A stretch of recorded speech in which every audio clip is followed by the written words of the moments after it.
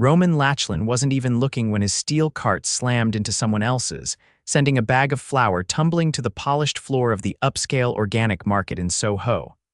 "Are you serious?" A woman's voice snapped, sharp, frustrated. Real Roman looked up from his phone, annoyed but intrigued. The woman gripping the other cart had a wild mess of chestnut curls, flushed cheeks, and a fire in her eyes that made his breath catch. She wasn't wearing overpriced athleisure or browsing with a designer dog in her purse. She looked real. Comfortable sneakers, a faded hoodie, no makeup, and yet there was something completely magnetic about her. I didn't mean to." Roman stumbled over his words, which was ridiculous because Roman Lachlan never stumbled. Not in meetings, not in mergers, and definitely not in conversations. "Maybe try watching where you're going next time," she said, kneeling to pick up the bag of flour. "I'll get that," he offered quickly, crouching beside her. Their hands met on the paper bag. She blinked at him, then yanked her hand back. "It's just flour, not a diamond." Roman almost laughed. "Still, let me pay for it. It's $5. I think I can manage." She stood, tossed the bag back in her cart, and started walking away. Roman stared after her. What just happened? He left his cart in the middle of the aisle and followed her around the corner. "Hey, wait. I didn't catch your name." She paused, giving him a once-over. "Is this your thing? You crash into women and then follow them around grocery stores?" He raised his hands. "I swear I'm not a stalker. Could have fooled me. I owe you an apology. You already gave one." "I didn't really mean it," she blinked. I did, but not in the way it should have been said. "I was distracted. I wasn't looking. I'm sorry. Let me make it up to you." She stared at him like he was speaking another language. "I'm Roman," he added, sticking out his hand. After a long beat, she took it. Her grip was firm. "Raya," she said. "Raya," he smiled. "That's a beautiful name." "Thanks, still not letting you buy my flour," he laughed, and she almost smiled. "Almost." "Okay," he said. "Then maybe let me buy you a coffee sometime." "Are you always this persistent?" "Only when I bump into someone who completely throws me off balance." She narrowed her eyes. "That's a line." "It's the truth." Raya glanced at his cart, still abandoned, half an aisle back, and then at his shoes. Polished Italian leather. His watch probably cost more than her rent. She crossed her arms. "You're not from around here, are you?" "I live a few blocks away." "No, I mean, this place, this market, these aisles. You don't grocery shop, do you?" He tilted his head. "Why would you say that?" She pointed to the cart he'd left. "You've got almond flour, oat milk, and 7 bottles of green juice. That screams my assistant usually does this for me." He laughed again. "Guilty." "I knew it." She turned back toward the shelf and picked up a box of pasta. Roman didn't move. "So, coffee," she sighed, then looked over her shoulder. "Fine, 1 coffee," he grinned. "Today, I've got errands. Tomorrow, I work. Dinner." She narrowed her eyes again. "You don't give up, do you? Not when it matters." She looked like she wanted to argue, but instead she said, "Saturday, 5 o'clock, cafe on Mercer and Prince." "I'll be there," he said, already memorizing the time. She gave a small nod, then turned the cart and walked away like none of this had affected her at all. But Roman stood there watching her go, heart beating faster than it had in years. He had no idea why she got under his skin like that. She wasn't polished. She wasn't trying to impress him. And yet, something about Raya Sanders had completely thrown him off course. He didn't even realize he'd left his cart behind until someone wheeled it toward him and said, "Sir, is this yours?" Roman barely noticed. All he could think of was Saturday. Raya didn't know what the hell she was doing. She hadn't been on a date in almost a year. Her life was a rotating schedule of shifts at the bookstore, taking night classes, and figuring out how to stretch her paycheck for another week. She didn't have time for espresso charming men with perfect teeth and a wallet thicker than her entire bank account.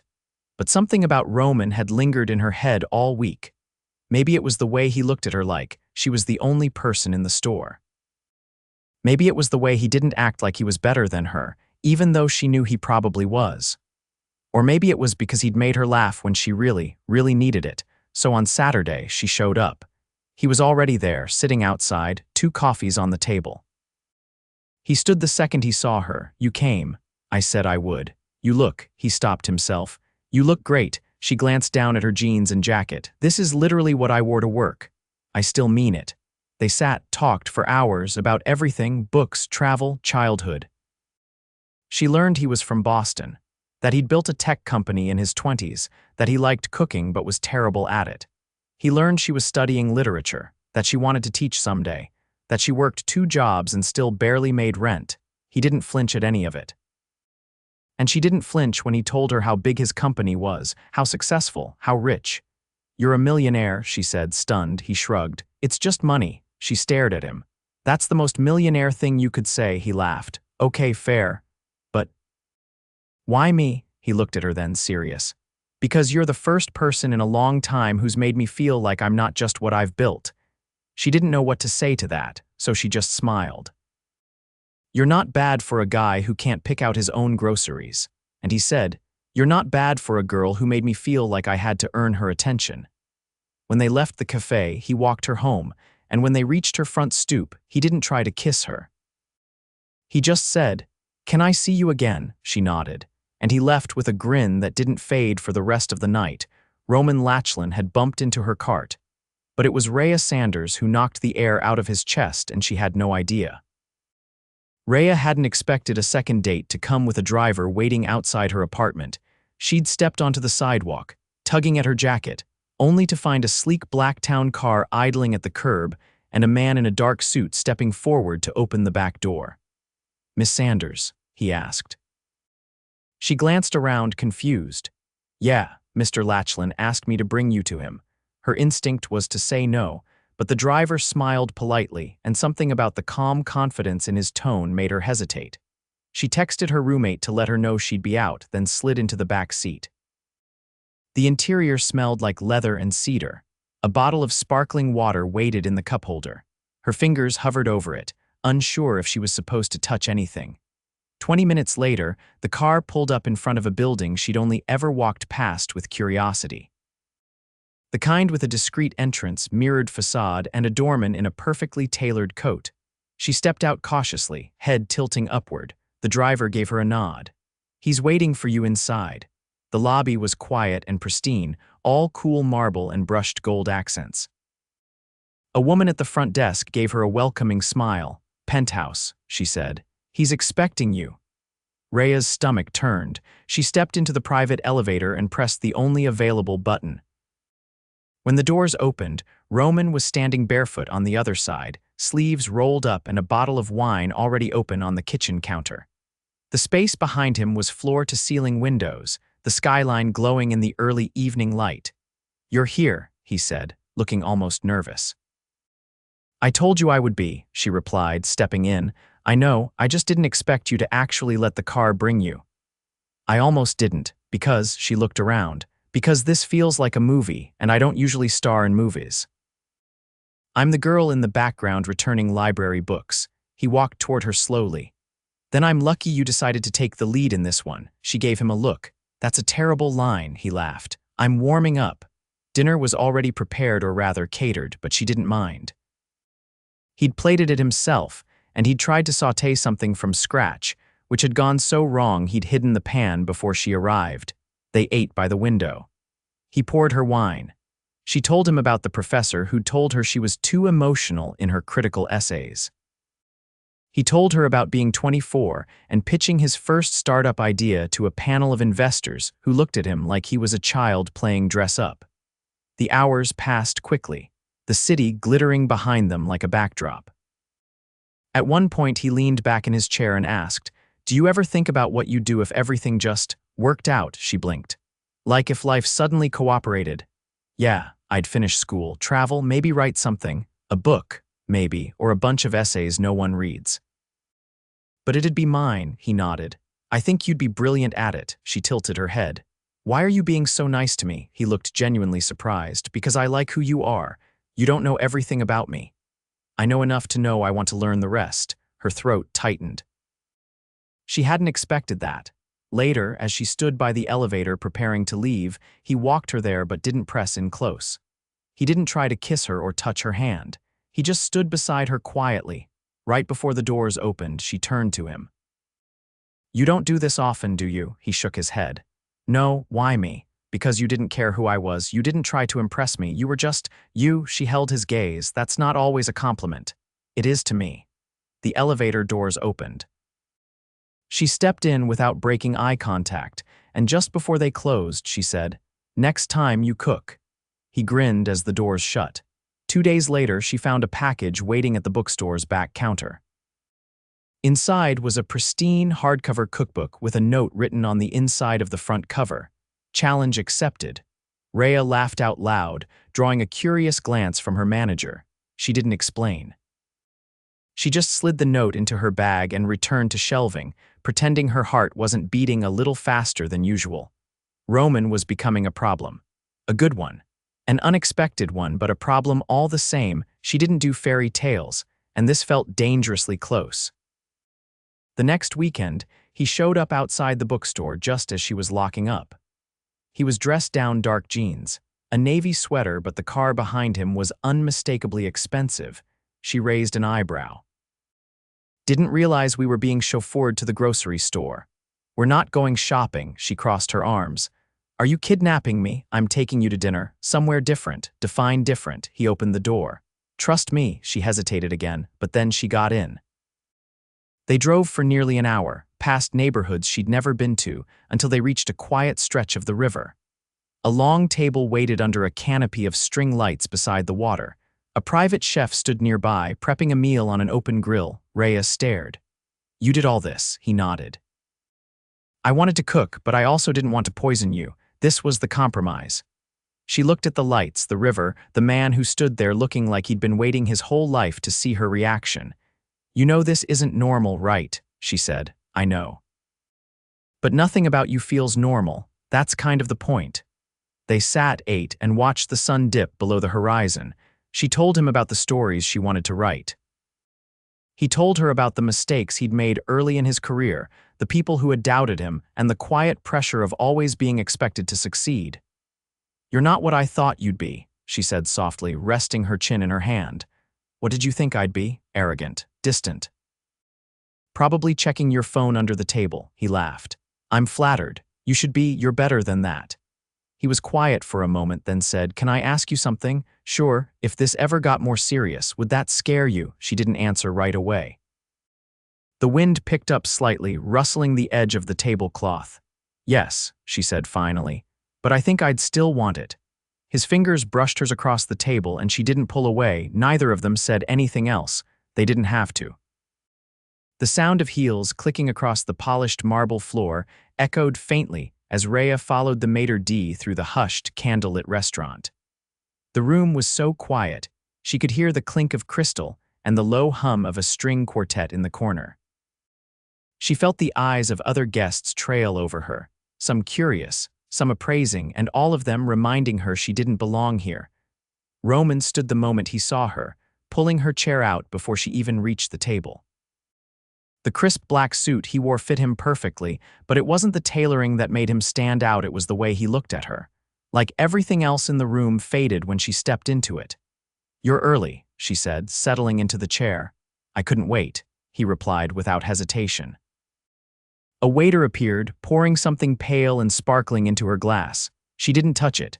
"What is this place?" she asked, glancing around. "French, private. The chef's a friend. Of course he is." She folded her napkin across her lap.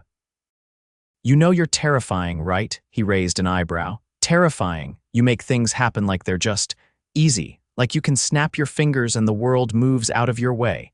His expression softened. "It's not about moving the world. It's about choosing who I want in it." She didn't know how to answer that, not when her throat felt tight for reasons she didn't want to examine too closely.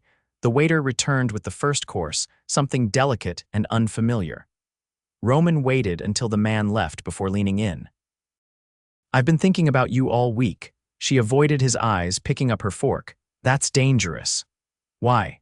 "Because I'm not built for all of this. I can't pretend I know which fork to use or pronounce half the things on this menu. I can't wake up one morning and suddenly fit into your world." He didn't reach for her hand. He didn't try to soothe her with platitudes. He just said, "Then I'll meet you in yours." She looked up sharply. "You don't mean that." "I do. Raya, I've spent years surrounded by people who know exactly what to say and when to say it. People who measure their words and their friendships like currency. You don't. You say what you mean, you feel everything. And that terrifies me more than any boardroom I've ever walked into. She blinked, caught off guard by the rawness in his voice. You're not trying to impress me, he continued. You're not afraid to call me out. You challenge me in ways I didn't realize I needed. The warmth in her chest was unwelcome. She hadn't come here to be swept off her feet. She'd come to ground herself, to remind herself she still had control, but he was unraveling that control faster than she could rebuild it. Let's get out of here, she said suddenly. What? I want to go somewhere real, somewhere that doesn't serve food I need a translation for, he grinned. Anywhere you want. 10 minutes later, they were walking down a quiet avenue in the village, her arm looped through his. They ended up in a tiny diner with cracked vinyl booths and a waitress who called everyone Han. The coffee was burnt, the fries were too salty, and she'd never felt more at ease. Roman ordered pancakes at 8 o'clock at night. She got a grilled cheese and tomato soup. You're glowing, he said around a mouthful of syrup, because I'm finally somewhere I can pronounce everything on the menu. No, he said, setting down his fork, because you're not pretending. She dipped a fry in ketchup. And you're okay with that. I'm better than okay. I've never had a woman look at me the way you do, she paused. How do I look at you? Like you're not impressed, she laughed. Because I'm not. I know, that's why it matters. They stayed until the diner emptied out and a teenager started sweeping under the booths. Outside, the air had turned cooler. He walked her to the train, even though he offered to have the car take her home again. At the entrance, she stopped and looked up at him. You're not like I expected, she said. What did you expect? Someone who'd lose interest once I stopped being a novelty. His expression turned serious. You're not a novelty. You're the first thing in a long time that doesn't feel manufactured. She stepped back. I need time, Roman. I'm not going anywhere. She descended the steps and didn't look back, but her chest ached all the way down the tunnel. The next morning, she found a small envelope slipped under her door. Inside was a single photograph her and Roman at the diner, caught mid-laugh, unaware of the camera. No note, no signature, just a snapshot of something real. She stared at it for a long time. At work that afternoon, her manager waved her over. You've got someone waiting in the back. Says he's here for the delivery, but I think he's here for you. She frowned and walked to the stockroom. Roman stood there, sleeves rolled up, lifting boxes like he did it every day. What are you doing? Helping. You said this place was real. I want to see what your world actually looks like. She opened her mouth to argue, but he cut her off. I'm not here to impress you. I'm here because I can't stop thinking about you when you're not around. Roman, I know you're scared, I am too. But I don't want to miss this because we were both too busy protecting ourselves. The boxes sat forgotten between them. She studied him, trying to find a crack in the sincerity. Instead, she found herself stepping closer. You're impossible, she whispered. I've been called worse, she shook her head. I don't know how to do this. Then let's figure it out together. His hand brushed hers, tentative. She didn't pull away. For the first time, she let herself think maybe, just maybe, this wasn't a dream waiting to end in disappointment. Maybe this was the beginning of something neither of them had seen coming. Rain streaked the windows of the bookstore as Raya sorted through a new shipment of titles, her fingers careful on the spines. Outside, the clouds rolled low and gray, the afternoon heavy with the kind of chill that made people linger inside longer than they meant to. Roman hadn't come by in 3 days. She hadn't heard from him, either not since he'd helped her unload boxes and told her he wanted to figure things out together.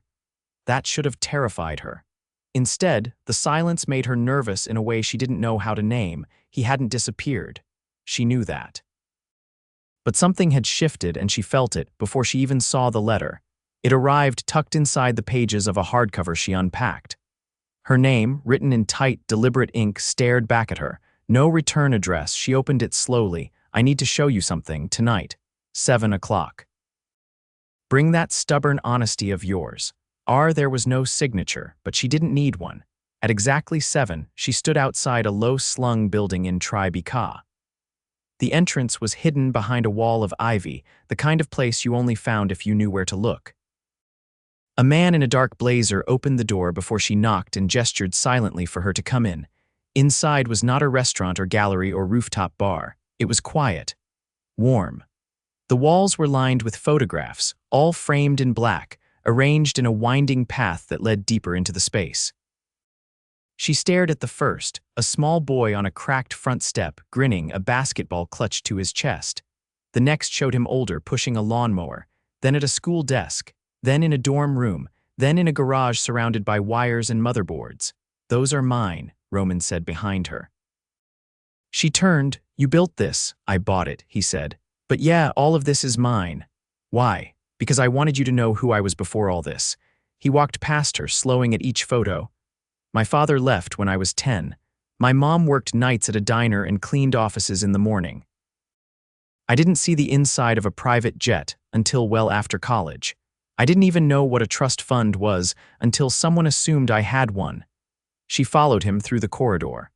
"I started my company in a rented basement that flooded every spring. I lived on ramen and maxed out 2 cards trying to keep the servers running. When the first investor said yes, I didn't sleep for 2 days because I thought it was a mistake." He stopped in front of a photo of an empty office, a single desk, a flickering lamp. "I built my life from there. But somewhere along the way, people stopped seeing me. They just saw what I'd made." She looked at him, heart thudding. "And you think I see the real version? I know you do. That's why I brought you here." She crossed her arms, not from cold but from the weight of what she was feeling. "Why now?" "Because I realized I've been showing you everything I thought would impress you, but what I should have done was show you who I am when no one's looking." She stepped closer to him, her voice quiet. "You didn't have to prove anything." "I wasn't trying to prove. I was trying to be honest. Roman, I'm in love with you." The words landed without warning, no build-up, no hesitation. She opened her mouth, but nothing came out. He kept going. "I didn't plan to say that. I didn't expect it. But it's the truth."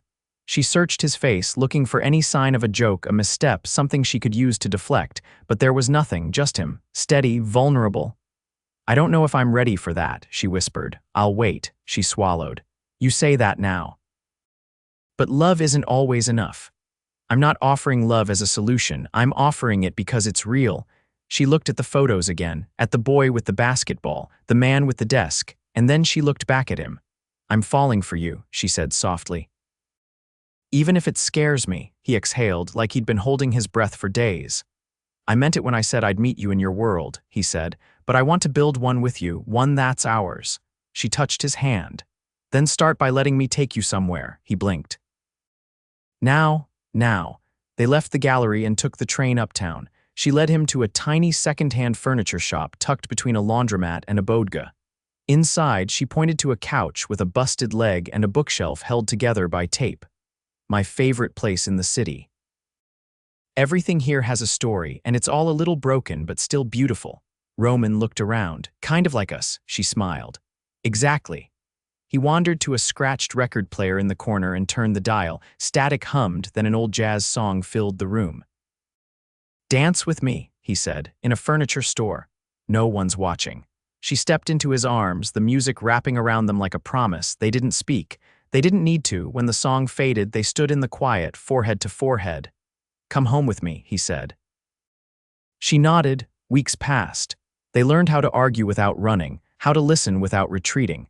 He made her pancakes that were still terrible, and she edited his speeches when he had to stand in front of a crowd. He read her drafts. She taught him how to fix a leaky faucet. He bought her a typewriter, not because she needed one, but because she said she'd always wanted to hear the sound of her thoughts hitting the page. And when he proposed on a rooftop, under a sky scattered with stars, he didn't do it with a crowd or a flash mob or a perfect speech. He said, "I don't want a world without you in it.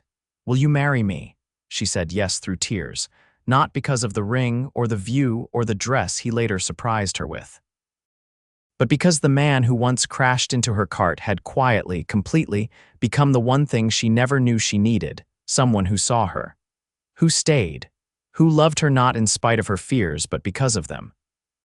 And when they danced at their wedding on that same rooftop, barefoot and laughing, there was no orchestra, just one second-hand record player, and a song that started it all. The morning sun filtered through gauzy curtains as Roman stirred awake. the soft rustle of movement beside him grounding him in the reality he still couldn't believe he got to live in. Raya lay half-turned on her side, hair a tangled halo on his pillow, her breathing slow and even. The engagement ring glinted faintly on her finger, catching a flicker of light. He reached for her hand, pressing a kiss to her knuckles. "You're staring," she murmured without opening her eyes. "You're the best view I've got. That's unfair." "I'm not even fully conscious yet." He chuckled and rolled onto his side to face her.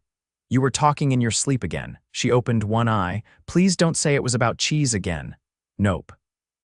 This time it was about a haunted library and a missing manuscript. I really need to stop reading mystery novels before bed, or you need to start writing them." She sighed and nestled closer. "You keep saying that, because it's true. You have something to say, Raya. People should hear it." Her fingers toyed absently with the collar of his shirt. "And you think I could just write a book and people would care? I think you could write a grocery list and people would care. But yeah, I think you've got a voice worth listening to." She buried her face into his shoulder. "I wish belief worked like osmosis. Just borrow mine until yours catches up." Later that morning, they walked hand in hand through a neighborhood she hadn't spent much time in before, a quiet stretch of Brooklyn with tree-lined blocks and brownstones that looked like they belonged in a painting. Roman paused in front of one with ivy climbing the brick and wide bay windows on the second floor. "Whose place is this?" she asked. "Ours." She blinked. "What? I bought it," he said, voice steady but hesitant. "Not to impress you, not to pull you into another world you didn't ask for. But because I want to build a life with you that's ours from the start." She stared at the house, heart thudding. "We haven't even set a date yet. I don't care if we live here tomorrow or next year. I just want it to be part of our story." Raya stepped up to the door and placed a hand on the knocker. The wood was warm beneath her palm, the kind of real that made her chest ache. "You want to go in?" he asked. "Only if there's no butler waiting inside. There's a broken radiator, a crooked stair, and probably a mouse in the basement, but no butler." She turned the knob. The inside was still mostly empty. Sunlight spilled across the hardwood floors, dust motes dancing in the air. In the corner, a bouquet of wildflowers sat in a chipped mason jar on a window ledge. She walked to the kitchen, then back through the hall, her fingers trailing along the wall as if memorizing the space. Roman leaned against the doorway. "I thought you might want to pick the furniture." She crossed back to him and wrapped her arms around his waist. "You're insane." "Is that a yes?" "It's a maybe. A very strong, slightly terrified maybe." "I'll take it." They spent the rest of the afternoon sprawled on the floor of the living room, making a list bookshelves, a kitchen island, curtains she could actually reach without a ladder. He sketched ideas on a napkin from the corner deli, and she vetoed every single chandelier he tried to talk her into. By the time the sun dipped below the skyline, the house felt less like a fantasy and more like a promise. A week later, they stood in front of a small group of friends and family in the garden behind the bookstore where she worked. The ceremony was simple. No limos, no press, no spectacle. Just her in a tea-length dress and him in rolled-up sleeves, their vows handwritten and imperfect. "I vow to never let a day pass without telling you what you mean to me," she said, her voice catching. "Even when I'm tired, even when I'm scared, even when I'm not sure of anything else." "I vow to never stop choosing you," he replied, voice low, "even when it's hard. Even when life pulls in every direction. You're my constant." They signed the license on the same checkout counter she used to stand behind every day, her apron still hanging in the back room. Afterward, they danced in the alley behind the building, string lights overhead, jazz playing from an old Bluetooth speaker that cut out once or twice. He stepped on her foot. She laughed so hard she cried. No tuxedos, no photographers, just them. Months later, the new house was full. Full of books stacked in corners and mismatched mugs, and a dining table too big for two but perfect for the dinner parties they never thought they'd host. Her manuscript sat in a folder on the desk in the sunroom, pages lined with red ink and coffee stains. He read every chapter before bed, always leaving her notes in the margins. She got a teaching job. He scaled back his schedule. They argued about laundry, about paint colors, about whether the dog he brought home without warning could sleep on the couch. but they always came back to each other. One night, curled on the couch beneath a blanket, she turned to him. Do you ever think about how it all started, in the grocery store, in aisle 4? He kissed her temple. I think about it all the time. She pulled the blanket tighter around them. I still don't know how to pronounce the name of that green juice you had in your cart. Neither do I hated it. She laughed, resting her head on his chest. You've come a long way, so have you. They sat in silence for a while, the kind that didn't need to be filled. Outside, the city moved on.